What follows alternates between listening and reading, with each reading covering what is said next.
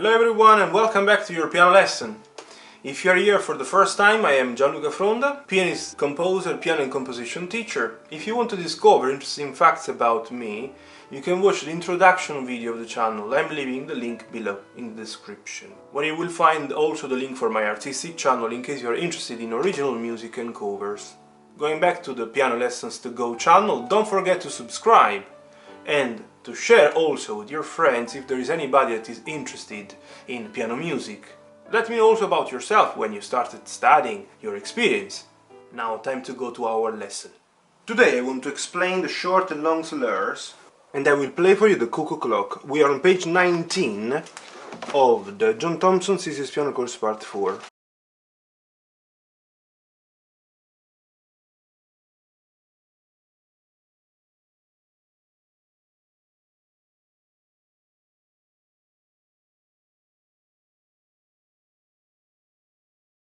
As you can see in this piece, we are going to use simply two-note slurs and longer slurs. That's why the technical title, Short and Long Slurs. It's not more complicated than any of the previous ones using the slurs. The time signature is again the same identical one that we had in the previous one, in the Barcarolle by Offenbach. The extra complexity maybe can be determined by these crescendo while playing the two-note slurs, but there's nothing new. I'm going to play first of all at the highest speed, and then I will play slowly.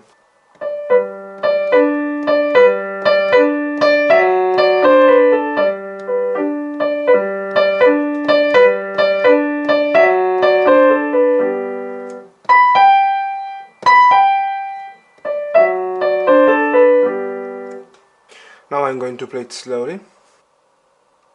1, 2, 3, 1, 2, 3, 1, 2, 3, 1, 2, 3, 1, 2, 3, 1, 2, 3, 1, 2, 3, 1, 2, 3, 1, 2, 3, 1, 2, 3, 1, 2, 3, 1, 2, 3, 1, 2, 3, 1, 2, 3, 1, 2, 3, 1, 2, 3, 1, 2, 3, 1, 2.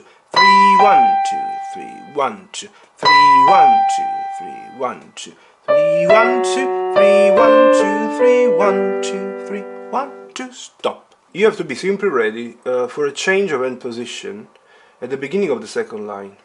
Because if you pay attention 1 second, you see that we start with a fourth on the D. By having the fourth on the D, second on the B, obviously the little finger will be on the E. You can definitely carry on up to the A, that will be played at the end of the first line by the thumb, but obviously to play the D, since we will have to go down up to the G, it's very clever to move the hand, to shift and block the hand. So obviously you start moving first of all the little finger, but then you have to let the thumb follow. Then, at the end of the first bar, second line, you have to shift it again, go back to the position, the first position, back to the first position. In between the end of the second line and the beginning of the third, there is no big need of shifting the hand. The only thing that I suggest you to do is to simply move, to stretch out the thumb in order to play the G. Because obviously, pay attention, at the end of the second line, we have again the same identical situation. Little finger on E, the thumb will be on A, but obviously we are running out of fingers if we don't stretch out the thumb to reach the G. Then you move and block the hand up, playing B, G, B, G. Then at the end of these two slurs, since we have to go to the first position, same identical situation, fourth on the D, and you can go up to the end, but also in this case, to play the last note, the G, you will have to simply stretch out the thumb. Try if you can to respect the accent here when you drop, because you have to simply remember that the slurs have to be played remembering, keeping in mind the concept of drop, roll. Drop on the first, roll up on the second. It is obvious that the longer slurs, like this one, let's say that is made of 5 notes, drop on the first, connect, connect, connect, and roll up at the end.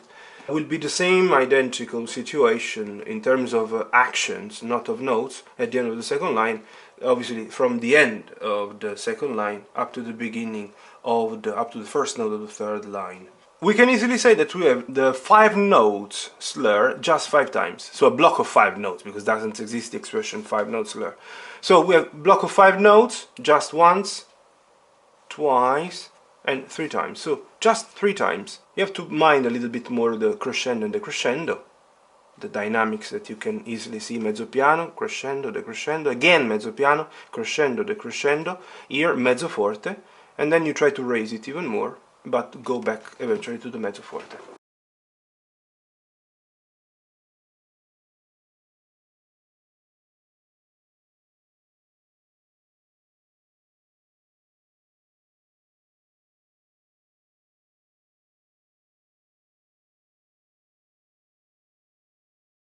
I think there is nothing else that should be mentioned. Obviously, feel free to comment to let me know if you have understood everything, if there is anything that I forgot to mention that you consider important for you. If it's the first time you're landing on my channel thanks to this video, don't forget to subscribe, and see you in the next one. All the best.